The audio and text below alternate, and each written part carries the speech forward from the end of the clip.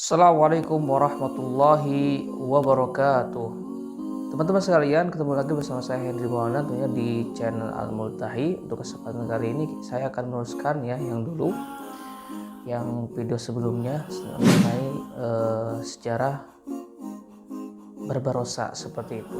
Seperti video yang ini sebetulnya. Antum bisa tonton ya, kalau yang belum nonton silahkan tonton dulu video yang pertama supaya jelas. Ini lanjutan dari video yang pertama yang saya udah share.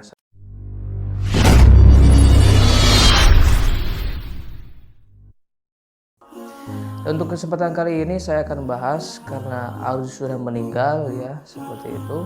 Ini merupakan Khairuddin Barbarossa, ini Khosrow ya nama lainnya.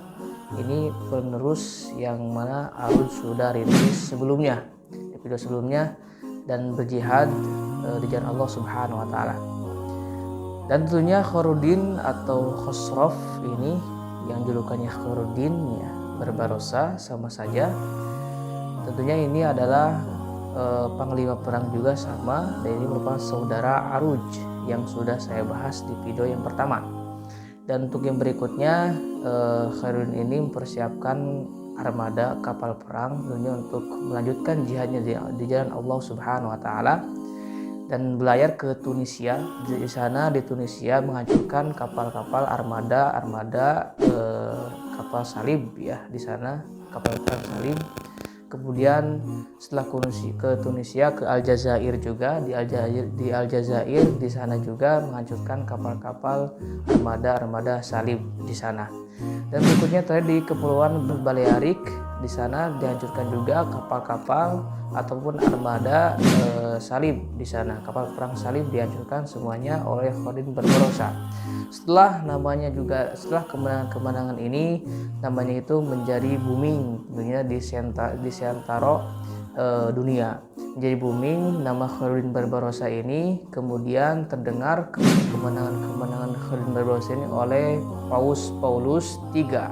Paus Paulus III dan ini mengumumkan keadaan genting ya, mengumumkan keadaan darurat umum tentunya di Vatikan ya, kepada seluruh negara-negara gereja, yaitu negara-negara salib, keadaan genting.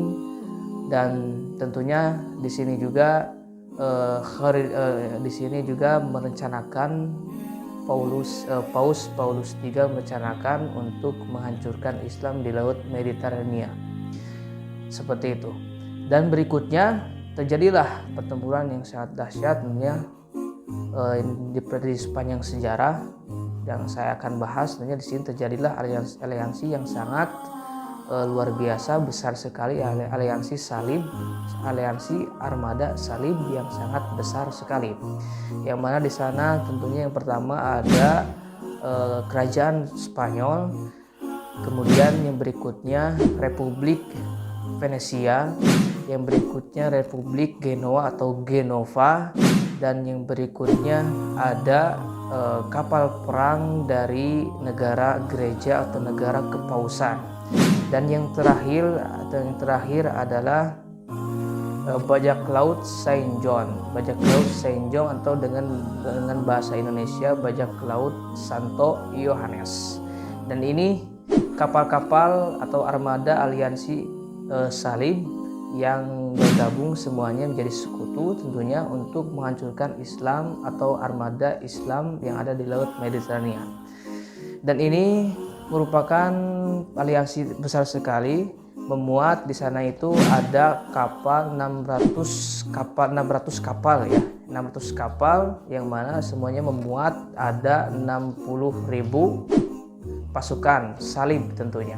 Kemudian dipimpin oleh Giovanni Andoria Doria.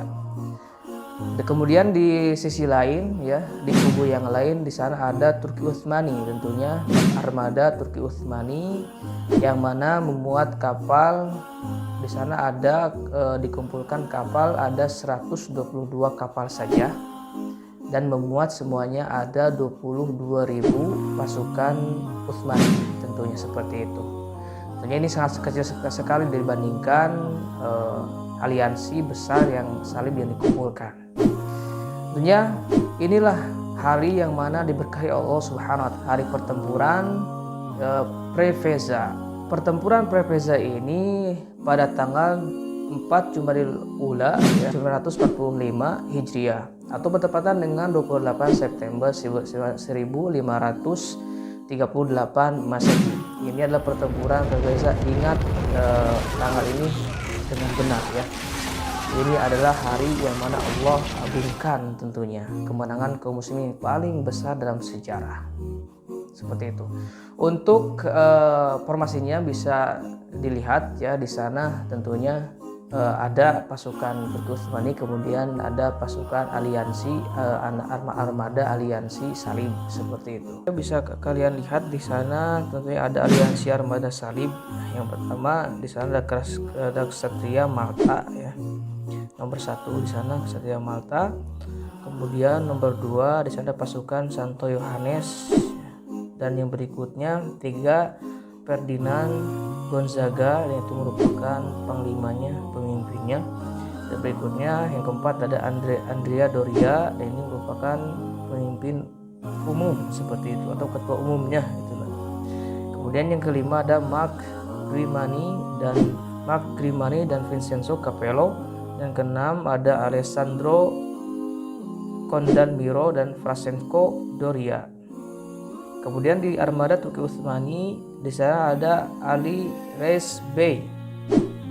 Kemudian yang kedua ada Khalid Barbarossa Basha, dan di sana ada panglima-panglima Hasan Reis, Sinan Reis, Ja'far Reis, Sya'ban Reis. Kemudian di jajaran yang ketiga ada Salih Reis. Kemudian ada yang keempat ada Turgut Reis. Kemudian Turgut Reis itu bersama Panglima Murad Reis, Muhammad Reis Al-Kauzaluji ya. Al-Kauzaluji. Yang terakhir di sana ada Panglima Sodik Reis, seperti itu.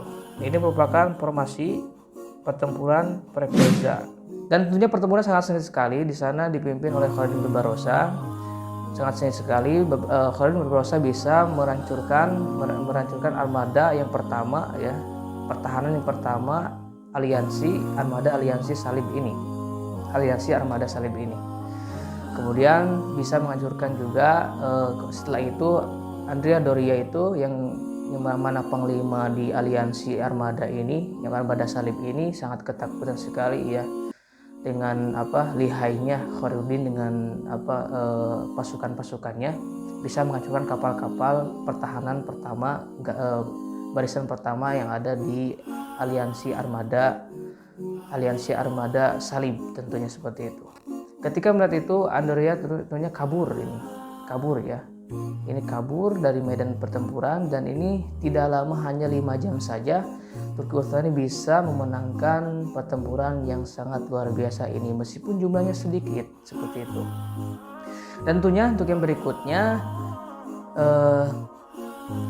tentunya ini pertempuran yang sangat luar biasa sekali. Ketika kemenangan itu sudah menggema di mana-mana, kemenangan kaum muslimin tentunya, dan rasa ketakutan sudah menyebar di negara-negara Salib ya. Negara Salib sudah menyebar rasa ketakutan, dan tentunya untuk berikutnya nama Khalid Barbarossa ini sangat ditakuti di Laut Mediterania.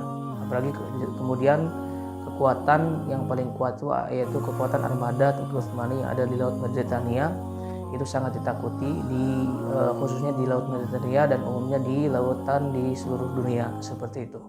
Sampai semua kaum muslimin saking girangnya itu meneriakkan takbir ya di menara-menara, kemudian di masjid-masjid di Mekah, Madinah, kemudian Al-Quds, dan di Damaskus, di negeri kaum muslimin lainnya. Mereka takbir sangat gembira sekali dengan kemenangan kaum muslimin ketika itu. Kemudian sampai Britania Raya, kemudian Belanda, Spanyol itu membayar jizyah kepada Turki Utsmani supaya kapal mereka bisa melintasi Laut Mediterania. Sangat luar biasa. Itu bukan kemuliaan kita pada waktunya, seperti pada waktu ketika pertempuran itu dimenangkan oleh kaum muslimin. Kemudian prestasi lain Khalid Barbarossa juga, beliau ini bisa menyelamatkan ke 70.000 kaum muslimin Andalus ya, yang ada di Andalus diselamatkan oleh Khalid Barbarossa seperti itu. Makanya lebih familiar atau populer disebut dengan Khairuddin, yang artinya baik agamanya, maksudnya baik agamanya daripada ketimbang nama aslinya itu Khosrow. Dan itulah mereka sejarah Islam, pahlawan-pahlawan yang terlupakan tentunya.